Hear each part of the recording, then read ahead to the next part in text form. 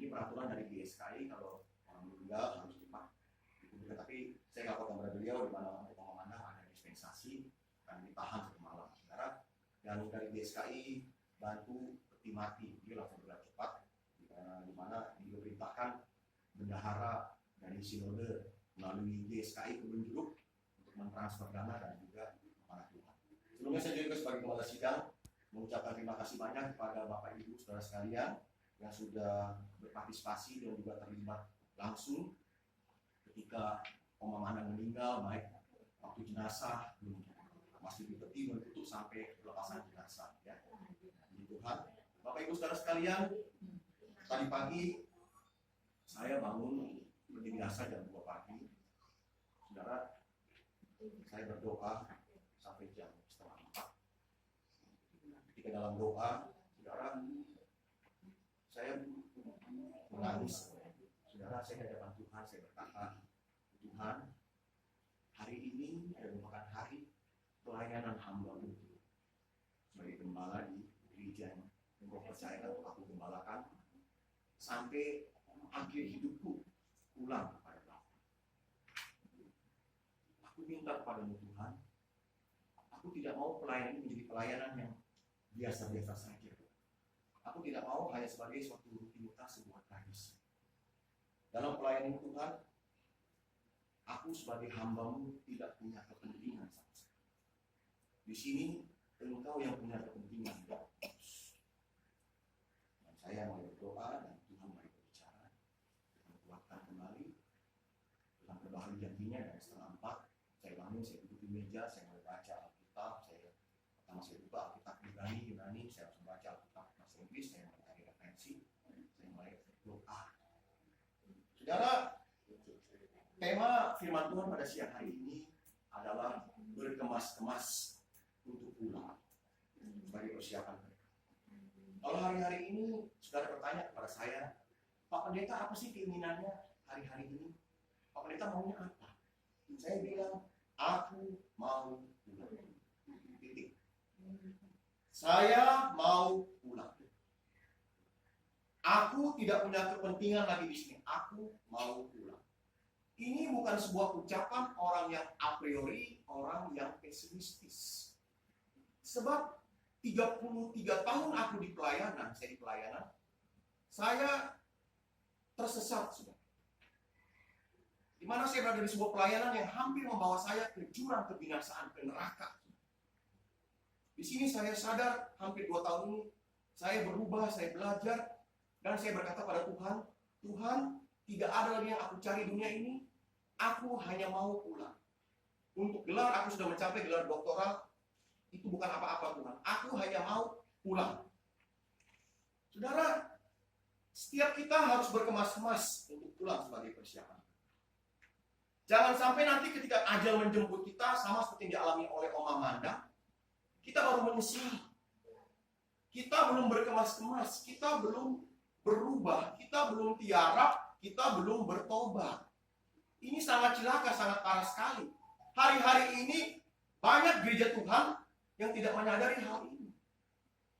Karena pada akhirnya perjalanan hidupmu sebagai umat percaya, sebagai orang beriman akan sampai pada titik terakhir di mana engkau akan menghadapi yang namanya kematian. Amin. Aminnya sedikit. Takut mati ya, asli.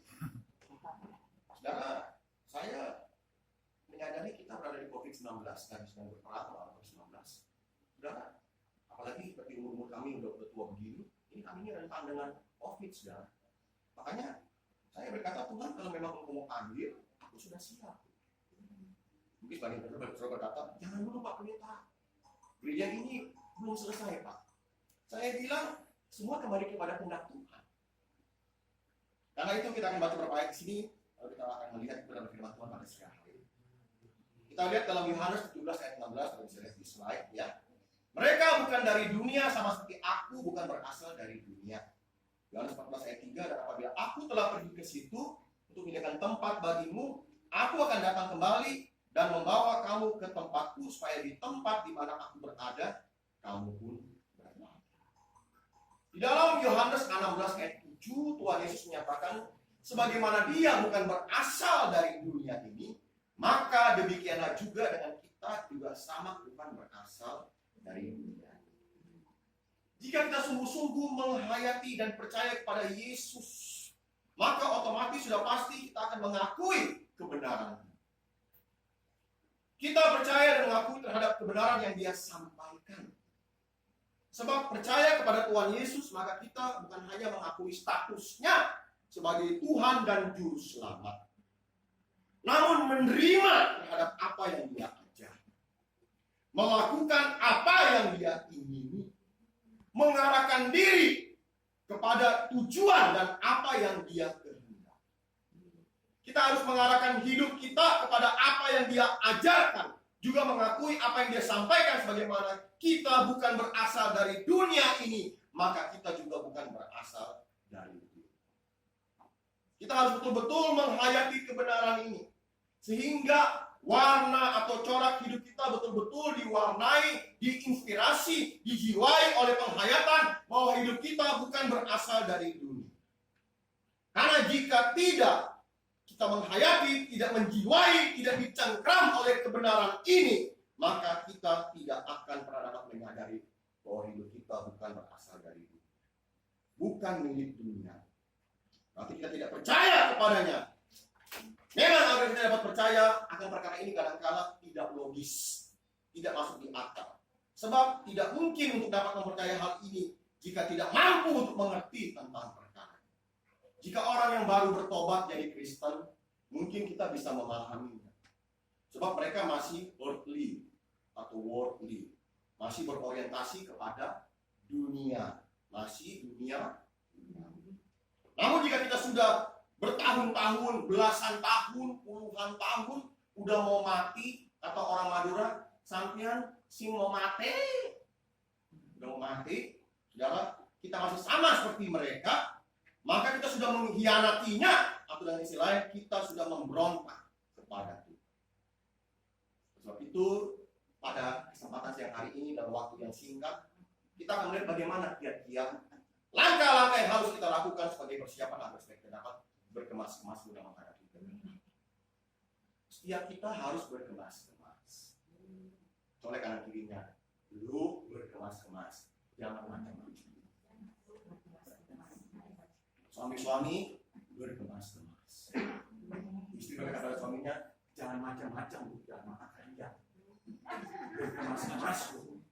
Besok lu mati kena COVID lu, neraka. Bertobat lu, ya istri-istri demikian. Mata lu jangan hijau, jangan jelakan. Kalau lagi jalan di mall, lihat barang-barang yang branded, bertobat lu. Tapi misalnya orang tabura nggak ada.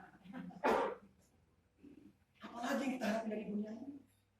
Dunia sudah hancur, tadi kita nyanyi lagunya Pak Erastus. Dunia sudah diambang ke hancur. Nggak lama lagi dunia ini, saudara. Dalam setiap ibadah, suara kebenaran, setiap pengajaran